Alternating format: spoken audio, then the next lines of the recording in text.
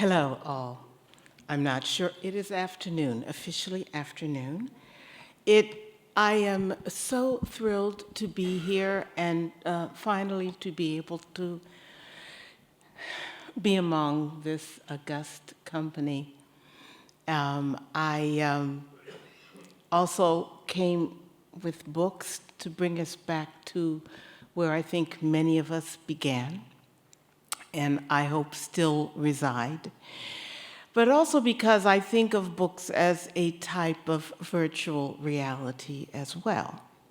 And we have talked so much and at great length about useful knowledge. And my initial feeling when I think about useful knowledge is, well, all knowledge is useful. Where it fails is when we don't apply imagination to what we've learned. And to remain open. And what I love about this entire meeting is how all of these different disciplines come together without discrimination, without preconceptions, just to learn from one another. So let me bring you into the world of poetry. And I'm going to begin actually with a couple of poems that are from an earlier collection. I wanted to do this is my love song to librarians, because that was where the world opened up for me. It was the best bargain in the world to be able to walk down to the branch library and get something for free that gave me, in fact, the universe. Maple Valley Branch Library, 1967. For a 15-year-old, there was plenty to do. Browse the magazines, slip into the adult section to see what vast tristesse was born of rush hour traffic, décolletés, and the plague of too much money. There was so much to discover. How to lay out a road, the language of flowers, and the place of women in the tribe of Mosht. There were equations elegant as a French twist, fractal geometry's unwinding maple leaf. I could follow step by step the slow disclosure of a pineapple jello mold, or take the path of Harold's purple crayon through the bedroom window and onto a lavender spill of stars. Oh, I could walk any aisle and smell wisdom, put a hand out to touch the rough curve of bound leather, the harsh parchment of dreams. As for the improbable librarian with her salt and paprika upsweep, her British accent and sweater clip, mom of a kid I knew from school, I'd go up to her desk and ask for help on bareback rodeo or binary codes, phonics, Gestalt theory, lead poisoning in the late Roman Empire, the play of light in Dutch Renaissance painting. I would claim to be researching pre-Columbian pottery or Chinese foot binding, but all I wanted to know was, tell me what you've read that keeps that half smile afloat above the collar of your impeccable blouse. So I read Gone with the Wind because it was big, and haiku because they were small. I studied history for its rhapsody of dates, lingered over Cubist art for the way it showed all sides of a guitar at once. All the time in the world was there, and all the world on a single page. As much as I could hold on my plastic card's imprint, I took greedily. 6 books, 6 volumes of bliss, the stuff we humans are made of, words and sighs and silence, ink and whips, Brahma and cosine, corsets and poetry and blood sugar levels. I carried it home, past 5 blocks of aluminum siding and the old garage where, on its boarded up doors, someone had scrawled, "I can eat an elephant if I take small bites." "Yes," I said, to no one in particular. "That's what I'm going to do." Thank you. Thank you. You, thank you. You don't have, no, you don't have to applaud. Let's immerse ourselves in this. You know, it's all well and good to take home all those books week after week, and that was the one place I could go to without much supervision, as long as I had read the books from the weeks before. But how do you apply it? What do you do with all of that stuff? And one of the times, I think when I realized that imagination was what I needed to unify all of this, actually happened in this field of mathematics. I hit geometry. And geometry, as we all know, is one of the one places where those numbers that had behaved so nicely on flashcards and stuff like that, suddenly begin to drift off, and suddenly you have things without dimension, and you have lines without end. And I could not wrap my head around this for a while. I come from a family of scientists. My father was a research chemist. My brother was a computer scientist.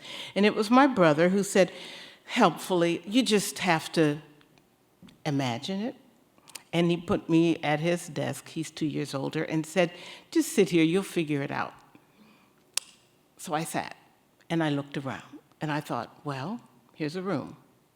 And the room has lines, and it has planes, and I can't tell what's beyond here. I don't know what's out there spatially, but I can imagine that there's another room, room F over there. I can imagine that the lines go on, and if I can do that, well then why not go on forever? Once I hit that point, I think something opened up even in terms of poetry. So this is my love letter to all of the mathematicians out there. Geometry. I prove a theorem, and the house expands. The windows jerk free to hover near the ceiling floats away with a sigh. As the walls clear themselves of everything but transparency, the scent of carnations leaves with them. I am out in the open, and above the windows have hinged into butterflies, sunlight glinting where they've intersected. They are going to some point true and unproven.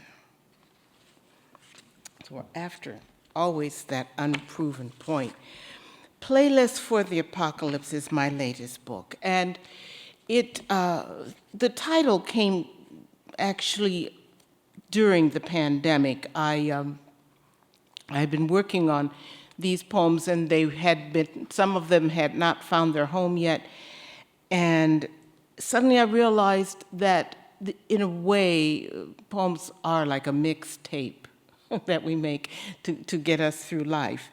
And if you look at the word apocalypse, it does not necessarily or only mean destruction and the end of the world. It means something that is revelatory, that is so revelatory that it changes the way in which you look at the world now. And so it was in that spirit that I decided that I needed to title this book. My editor was not happy. She said, "Are you sure? I mean, that's a bit of a downer." I said, well, here we are. The clicker that I'm not using. I'll put it here. So I'm going to take you back to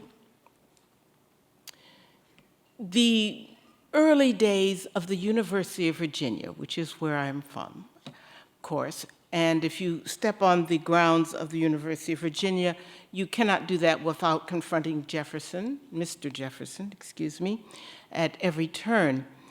But there are all of those hidden people, all of those silences, as was just discussed. One of those silences that kept sounding louder and louder to me was that of the life of Henry Martin, who had been the bell ringer at the University of Virginia for over 50 years. He was born on the day that Thomas Jefferson died. He was born on Monticello. And so I wanted to have him speak, and this is Henry Martin, bell ringer. I was given a name. It came out of a book. I don't know which. I've been told the great man could recite every title in order on its shelf. Well, I was born, and that's a good thing, although I arrived on the day of his passing, a day on which our country fell into mourning.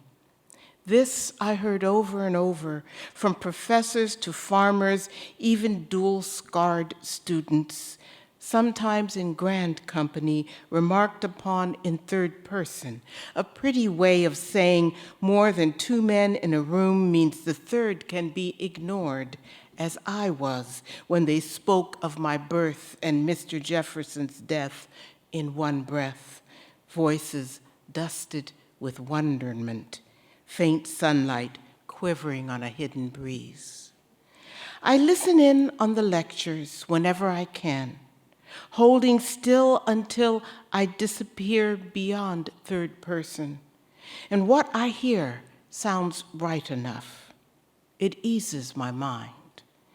I know my appearance frightens some of the boys, the high cheeks and freckles and not quite Negro eyes, flaring gray as storm-washed skies back home. It shames them to be reminded.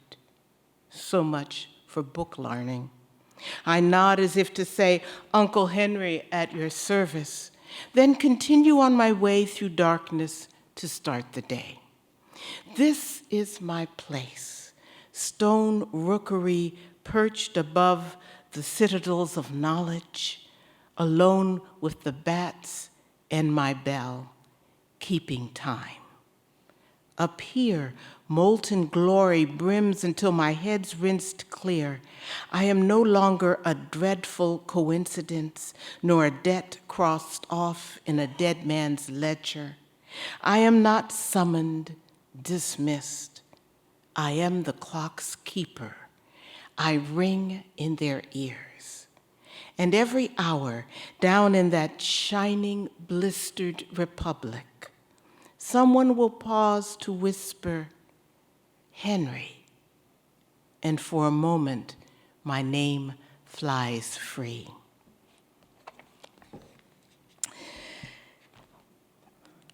That is part of a legacy that is hidden to us. And I grew up knowing that I had a history that I could not access. I did not know where I came from. One lives in the diaspora. But what one forms is another community. And the community of the larger Black family that I came from really extended from the South all the way up to the North. I grew up in Akron, Ohio.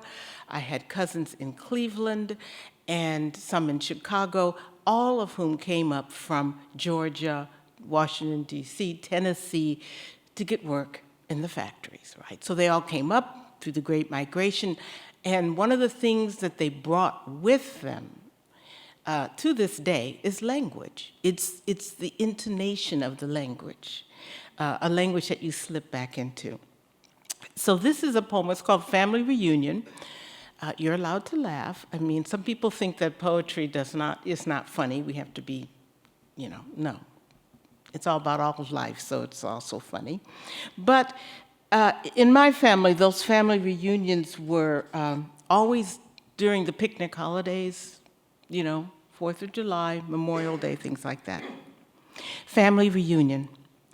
30 days into the barbecue, my Cleveland cousins have everyone speaking Southern, broadened vowels and dropped consonants, whoops and caws. It's more osmosis than magic, a sliding thrall back to a time when working the tire factories meant entire neighborhoods coming up from Georgia or Tennessee, accents helplessly intact, while their children, inflections flattened to match the field they thought they were playing on, knew without asking when it was safe to roll out a drawl. Just as it's understood, potluck means resurrecting the food we've abandoned along the way for the sake of sleeker thighs. I look over the yard to the porch with its battalion of aunts, the wavering ranks of uncles at the grill. Everywhere else, hordes of progeny are swirling and my cousins yakking on as if they were waist deep in quicksand, but like the books recommend, aren't moving until someone hauls them free. Who are all these children? Who had them, and with whom?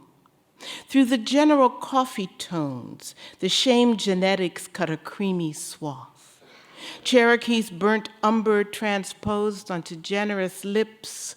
A glance flares gray above the crushed nose we label anonymous African.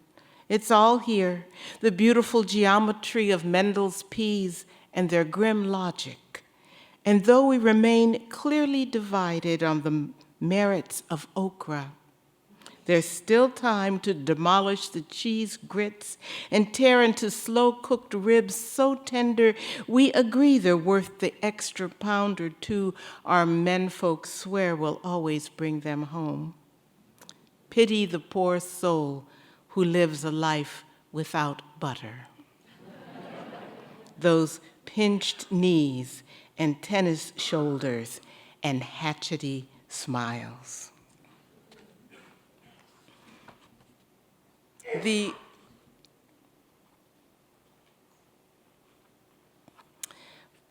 My university is in the news quite often nowadays, and very much now. One of the instances at the moment where it really people got pulled into that spotlight was, of course, the taking down of the statues of Stonewall Jackson and Robert E. Lee. And for a long, long time, before that happened, people just walked by. It was another one of those big silences. Pedestrian crossing, Charlottesville. A gaggle of girls giggle over the bricks leading off Court Square. We break dutifully, but there's at least 20 of these knob-kneed creatures, blonde and curly, still at an age that thinks impudence is cute. Look how they dart and dither, changing flanks as they lurch along, golden gobbets of infuriating foolishness or pure joy, depending on one's disposition. At the moment, mine is sour. This is taking far too long. Don't they have minders? Just behind my shoulder in the city park, the Southern General still stands, stonewalling us all. When I was their age, I judged Goldilocks nothing more than a pint-sized criminal who flounced into others' lives, then assumed their clemency. Unfair, I know, my aggression, to lump them into a gaggle, silly geese, when all they are guilty of is being young. So far. I was not in a good mood that day. When I was named Poet Laureate of the United States, I went into the office. One thing that's really wonderful about the poetry office at the Library of Congress is that it's at the very pinnacle. It's in the top, sort of like Henry Martin's bells. And The money was funded by a wonderful woman, Gertrude Woodall, who came in with a hat box one day and said, I want to establish a poetry office, and she had the money to do it. So it is a completely independent office. And I went in to see the place and to find out what my budget was. Nobody knew. And I looked down onto Congress. It's right across the street from Congress. This was 1993. The statue at the top of Congress was Lady Freedom. She was taken down for cleaning, which I thought ironically kind of wonderful. She could come down again, I think. But at that point, they were bringing her down because they were going to celebrate the 200th anniversary of the laying of the cornerstone of the Capitol. And so I couldn't help but think that she looked homeless down there and out of place and too much there because she was large. And so I did write this next poem. It's called Lady Freedom Among Us. And later that year, when they did lay the cornerstone, I was asked if I would say a few words. And in Washington, that meant, do you have a poem? Luckily, the poet laureate of the United States does not have to write poems to cats and, to the Queen's cat or anything like that. You're, in fact, not obligated to write a poem for anyone, but you are to define this office however you want. And it occurred to me that what needed to be done was that poetry needed not to be perceived as being up on a pedestal, but that it is about real life. And when I looked at Lady Freedom and they asked me if I wanted to say a few words, I said, I'm going to bring Lady Freedom up on this dais with me and bring that whole concept of freedom into its contemporary life. So this is the poem. I must also say that one thing that was also wonderful was that they did not ask to see it beforehand. I mean, that's an incredible amount of trust. Lady Freedom Among Us. Don't lower your eyes or stare straight ahead to where you think you ought to be going. Don't mutter, oh no, not another one. Get a job, fly a kite, go bury a bone. With her old-fashioned sandals, with her leaden skirts, with her stained cheeks and whiskers and heaped-up trinkets, she has risen among us in blunt reproach. She has fitted her hair under a hand-me-down cap and spruced it up with feathers and stars. Slung over one shoulder, she bears the rainbowed layers of charity and murmurs, all of you, even the least of you. Don't cross to the other side of the street. Don't think another item to fit on a tourist's agenda. Consider her drenched gaze, her shining brow, she who has brought mercy back into the streets and will not retire politely to the potter's field. Having assumed the thick skin of this town, its gritted exhaust, its sun-scorch and blear, she rests in her weathered plumage, big-boned, resolute. Don't think you can ever forget her. Don't even try. She's not going to budge. No choice but to grant her space, crown her with sky, for she is one of the many, and she is each of us.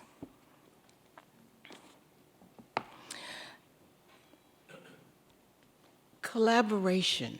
I loved hearing about all the instances of collaboration this weekend, from the virtual reality just now, but also the collaboration with the composer last night and all of the scientists. Because what collaboration does, of course, is make you move outside of your comfort zone and look through a different lens, and also so it stretches your own capabilities. And so I've done quite a few collaborations, most of them with composers, working to work with that, but also with architects. And how do you, if you ever get up to Sacramento, to the courthouse, there are poems inscribed on the back of 12 marble chairs, which represent a jury. And the idea that these words, but also just your imagination, can be sparked anywhere. And I've learned a lot from each one of these collaborations. One of the most recent ones was with a wonderful composer by the name of Richard Daniel Poor, who approached me and said, I want to do a song cycle which talks about the last 60 years of American history, something tiny like that. And the idea is that the witness is another one of these statues, but this is actually the Statue of Liberty. And what would the Statue of Liberty witness and be helpless to do anything about in these years? So each one of these poems, and I'm only going to read, I think I'll only read one, because I know we're running out of time. But I'll read one of them. Each one of them, the task was to write a poem that was about the size of the length of a lied, a song, a little bit longer than a sonnet, but not too long. And also, how do you make it into something that won't drown out the music, but also the music won't drown out the words? This poem is 1968. That was a year where I think many of us thought we were on the verge of an apocalypse, assassinations, and all sorts of things that were going on. You're tired, you're poor. Who comforts you now that the wheel has broken? No more princes for the poor, loss whittling you thin. Grief is the constant now, hope the last word spoken. In a dance of two elegies, which circles the drain? A token year with its daisies and carbines is where we begin. Who comforts you now? That the wheel has broken is Mechanics 101. To keep dreaming when the joke's on you? Well, crazier legends have been written. Grief is the constant now. Hope, the last word spoken on a motel balcony, shouted in a hotel kitchen. No kin can make this journey for you. The root's locked in. Who comforts you now that the wheel has broken the bodies of its makers? Beyond the smoke and ashes, what you hear rising is nothing but the wind. Who comforts you? Now that the wheel has broken, grief is the constant, hope the last word spoken. There are lighter ones than that. But in a certain way, for me, I always felt like that even in that depth of despair that we were at that point in 1968 is a real flame of hope, because we thought, a lot of us thought, that what's happening, everything's broken, and yet we managed to rise out of that. So my hope is that we are going to rise out. I'm going to end with two poems, and then I'd love to entertain any questions. This one, because this is a shout out to my students, because I still learn from them. And one of my students loved to write prose poems. Now, a prose poem sounds like an oxymoron. How can you have a poem that's prose and prose that's poetry? And he loved to write prose poems, and I would tease him unmercifully because I wanted to pull him I wanted him to think about that edge of connection. And it is about the lens that you're looking through. Are you thinking of this as prose, or are you thinking of this as a poem?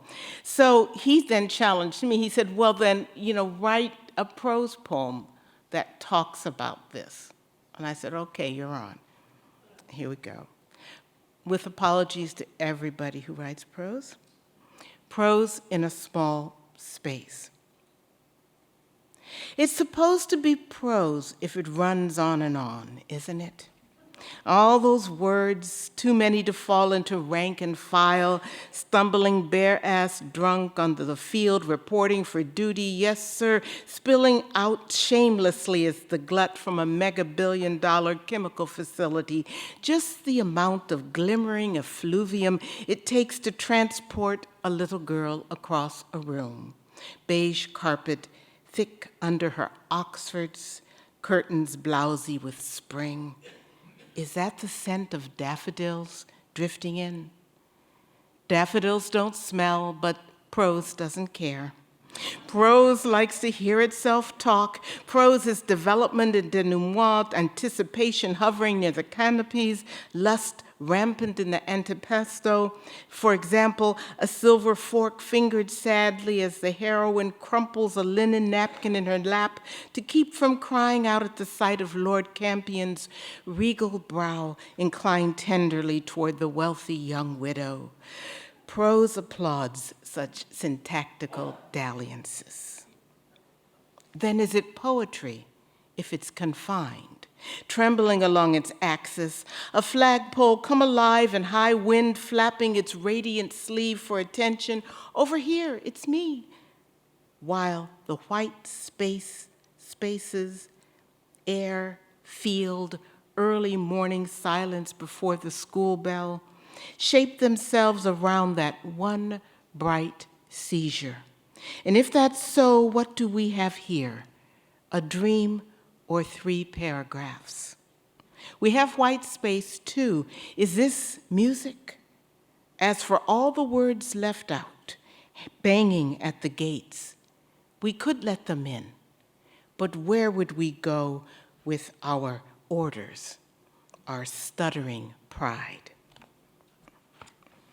And I'll end with this one because its inspiration came from our daughter when she was 4. She used to parade around the house saying nobody loves her but the spring cricket. And now, of course, she's a professor in media studies, so, and occasionally I'll say, where's that cricket now? Because of that, I began to write poems in the persona of a cricket. Why not? The spring cricket. Postlude. You prefer me invisible, no more than a crisp salute, far away from your silks and firewood and woolens. Out of sight, I'm merely an annoyance, one slim, obstinate wrinkle in night's deepening trance. When sleep fails, you wish me shushed and back in my hole. As usual, you're not listening. Time stops only if you stop long enough to hear it passing. This is my business. I've got 10 weeks left to croon through. What you hear is a lifetime of song. Thank you so much.